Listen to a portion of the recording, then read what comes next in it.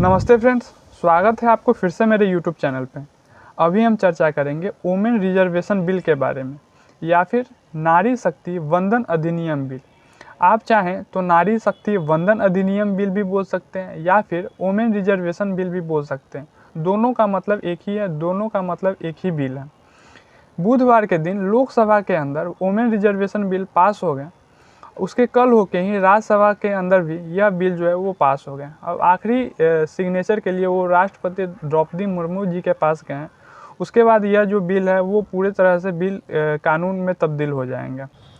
जब से नए संसद भवन का इनॉग्रेशन हुआ है तब से लेकर अभी तक कोई ऐसा बिल नहीं था जिसको संसद भवन के अंदर पेश की गई हो और उसे पास करा ली गई हो।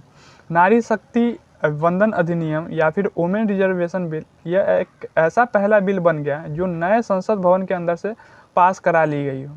यानी कि पहले जो चर्चाएं होती थी बिल पे और उसे पास कराई जाती थी वो पुराने संसद भवन से उसे पास कराई जाती थी, लेकिन जब से नए संसद भवन का उद्घाटन हुआ है तब से लेकर अभी तक यह पहला ऐसा बिल है वुमेन रिजर्वेशन बिल जिसे नए संसद भवन के अंदर से पास कराई गई हो।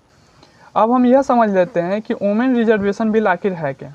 तो देखिए, वुमेन रिजर्वेशन बिल का मेन मकसद, मेन मोटिव यही है कि लोकसभा के अंदर या फिर विधानसभा के अंदर महिला का जो मौजूदगी है वो ज़्यादा से ज़्यादा रहे।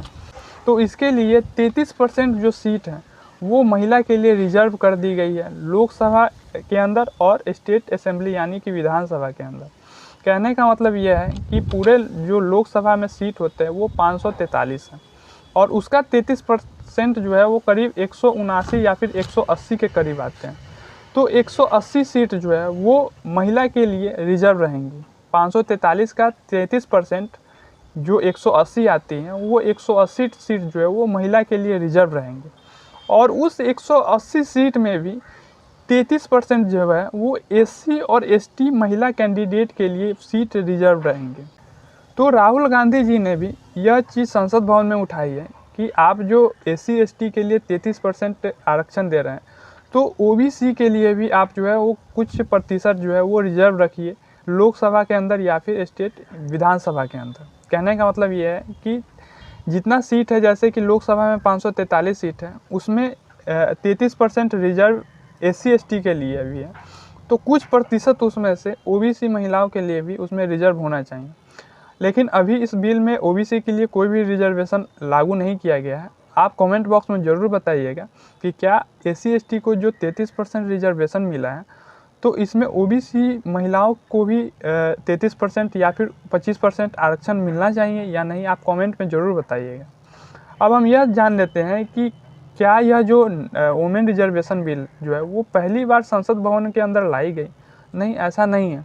जब से देश आज़ाद हुआ 1947 उसके बाद से ही कई बड़े नेता जो है वो संसद में यह बोले थे कि वुमेन रिजर्वेशन बिल जो है वो लाने चाहिए, यह बिल को जो है वो संसद में लाने चाहिए।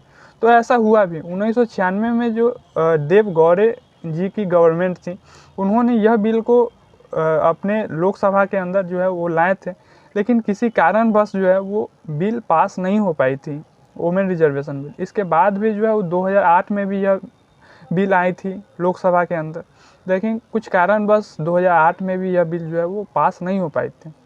फाइनली 27 साल के बाद यानी कि 1996 से लेकर अभी 2023 26-27 साल के बाद जो है वो वुमेन रिजर्वेशन बिल लाई गई और इसे जो है पास करा लिया गया दोनों सदनों से, लोकसभा से भी और राज्यसभा से भी। इसमें सोनिया गांधी जी यह बोल रही हैं कि हमारी सरकार जो है उन्होंने 1996 में, उससे पहले भी कई बार वुमेन रिजर्वेशन बिल लाने की बात कही थी, जो अब जाकर के मोदी सरकार हमारी ही कही बिल को जो है वो संसद में लाई है। मीन्स कि क्रेडिट जो है वो सोनिया गांधी जी कह रही हैं कि कांग्रेस का क्रेडिट है, यानी कि सबसे पहले जो आइडिया लाया गया था वुमेन रिजर्वेशन बिल का वो कांग्रेस द्वारा ही यह आइडिया लाया गया था।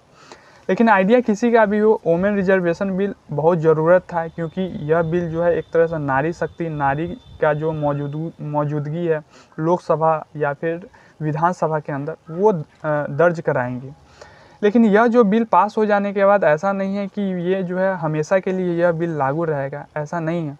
यह बिल जो है वो 15 साल तक ही लागू रहेंगे। अगर हो सके तो 15 साल के बाद इस बिल को एक्सटेंड किया जाए, नहीं तो इस बिल को जो है वो सीज कर लिया जाएगा, यानी कि वापस ले लिया जाएगा।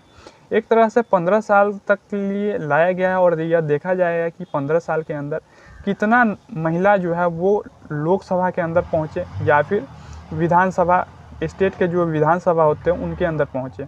अगर उनकी मौजूदगी अच्छा खासा हो जाएगी तो 15 साल के बाद जो है यह बिल को जो है वापस ले लिया जाएगा। मेन मोटिव यही है कि महिला का जो शक्ति है वो लोकसभा के अंदर दिखे और स्टेट के विधानसभा के अंदर दिखे।